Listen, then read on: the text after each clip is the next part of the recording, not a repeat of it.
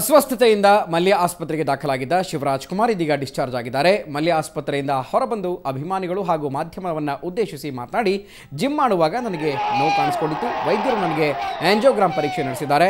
ಮಗಳ ಮದುವೆ ಮತ್ತು ಶೂಟಿಂಗ್ನಿಂದ ಸ್ವಲ್ಪ ಒತ್ತಡ ಇತ್ತು ಅಂತ ತಿಳಿಸಿದ್ದಾರೆ. ಆದರೆ ಶಿವರಾಜ್ ಕುಮಾರ್ ಎನರ್ಜಿ ಯಾವತ್ತೂ ಕಡಿಮೆ ಆಗೋಲ್ಲ. ಅಭಿಮಾನಿಗಳ ಪ್ರೀತಿ ವಿಶ್ವಾಸ ನನಗೆ ಸದಾ ಹೀಗೆ ಇರಲಿ. ನಾನು ಚೆನ್ನಾಗಿದ್ದೀನಿ, ಯಾರು ಕೂಡ ಆತಂಕ ಪಡೋದು ಬೇಡ ಅಂತ ಹೇಳಿದರು. ಅಲ್ಲದೆ ಆಸ್ಪತ್ರೆಯ ವೈದ್ಯರು ಮತ್ತು ಸಿಬ್ಬಂದಿ ವರ್ಗಕ್ಕೆ ಧನ್ಯವಾದ ತಿಳಿಸಿದರು.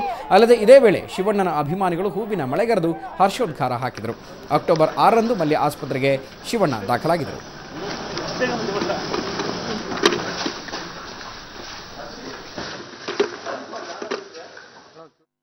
ಯಾಕೆ ಒಂದು ಸೆಲೆಬ್ರಿಟಿಗೆ ಅಂತಲ್ಲ, ಮಾಮೂಲಿ ಮನುಷ್ಯನಿಗೆ ಆಗ್ಬೇಕಾದ್ರೂ ಅದೊಂದು ಸಹಜವಾದ ಒಂದು ಇದು. ಎಲ್ರಿಗೂ ಭಯ ಅನ್ನೋದು ಬಿದ್ದೇ ಇರುತ್ತೆ, ಫ್ಯಾಮಿಲಿ ಮೆಂಬರ್ಸ್ ಭಯ ಇರುತ್ತೆ. ಸೆಲೆಬ್ರಿಟಿ ಆದರೆ ಏನಾಗುತ್ತೆ ಅಂದರೆ ಸ್ವಲ್ಪ ಅವ್ರಿಗೊಂದು ಅಭಿಮಾನ ಭಾವನೆ ಇದ್ದೇ ಇರುತ್ತೆ. ಸೊ ಆ ಇದ್ರಲ್ಲಿ ಬಂದಾಗ you should be very careful. ನಾನು ಎಕ್ಸಸೈಸ್ ಮಾಡ್ಬೇಕಾದ್ರೆ ಹಂಗೆ ಆಗಿದ್ದರಿಂದ ಸ್ವಲ್ಪ ನನಗೂ I not want to exercise proceed ಮಾಡಲಿಲ್ಲ. ನನಗೆ ನಾವು ಒಂದು ಸಣ್ಣ ನೋವಾದ್ರೂ ತಡ್ಕೊಳ್ಳೋದು ಹೇಳ್ಬಿಡ್ತೀನಿ ಮನೇಲಿ ಹೇಳಿದೆ. ಸೊ ನಾನು ಒಂದ್ಸತಿ ಟೆಸ್ಟ್ ಮಾಡ್ತೀನಿ ಅಂತ ಬಂದಾಗ ಒಂದು ಸ್ವಲ್ಪ ಪೈನ್ ಜಾಸ್ತಿನೇ ಇತ್ತು.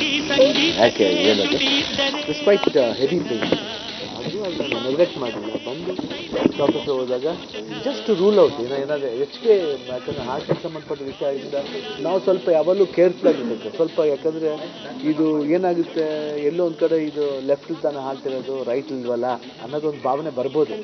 ಬಟ್ ಅದಲ್ಲ, ಎಲ್ಲೋ ಒಂದು ಕಡೆ ಎಲ್ಲಾದ್ರಲ್ಲೂ ಅಟ್ಯಾಚ್ ಆಗಿರುತ್ತೆ. ಎಲ್ಲ ಬಾಡಿ ಪಾರ್ಟ್ಸ್ ಎಲ್ಲೆಲ್ಲೋ ಒಂದೊಂದು ಕಡೆ ಎಲ್ಲ ಕಡೆ ಏನೇ ಬಂದರೂ ಎಲ್ಲ ನರ್ವ್ಸ್ ಬಂದು ಲಾಸ್ಟ್ಲಿ ಹಾರ್ಟಿಂದನೇ ಎಲ್ಲ ಪಂಪ್ ಆಗೋದು. ಸೊ ಆ ರೀತಿ ಬಂದಾಗ ಒಂದ್ಸತಿ ಟೆಸ್ಟ್ ಮಾಡಿದಾಗ ಆಂಜಿಯೋಗ್ರಾಮ್ ಮಾಡಿಸಿ ಅಲ್ಲಿಂದ ಕೊಲಂಬೇಶಿಯಾಗಿ ಹೋದ. ಫಸ್ಟ್ ಅಲ್ಲಿ ಹೋದಾಗ ಪೇನ್ ಕಿಲ್ಲರ್ ಕೊಟ್ಟು ಒಂದು ಡ್ರಿಪ್ಸ್ ಕೊಟ್ಟಿದ್ರು. ಅಲ್ಲಿಂದ ನಾವು ಮಲ್ಯ ಬಂದ ಮೇಲೆ ಮಲ್ಯಲ್ಲಿ VKS ಅಂತ ಹಾರ್ಟ್ ಸ್ಪೆಷಲಿಸ್ಟ್ ಅವ್ರನ್ನ ಚೆಕ್ ಮಾಡಿ ಆಂಜಿಯೋಗ್ರಾಮ್ ಮಾಡಿದಾಗ ಏನೂ ಇಲ್ಲ ಅಂತ ಗೊತ್ತಾಗಿದೆ. ಸ್ವಲ್ಪ ದಿನ ರೆಸ್ಟ್ ಬೇಕು, ಸ್ಟ್ರೆಸ್ ಆಗಿದೆ.